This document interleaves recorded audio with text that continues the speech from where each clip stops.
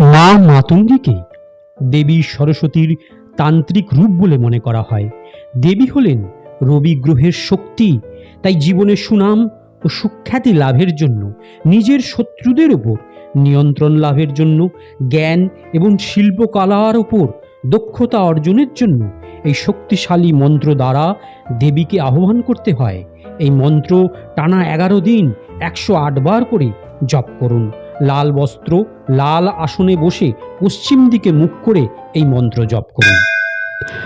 ওম হ্রিম claim হুম মাতঙ্গৈ ফট স্বাহা। ওম হ্রিম claim হুম মাতঙ্গৈ ফট স্বাহা। ওম হ্রিম ক্লিম হুম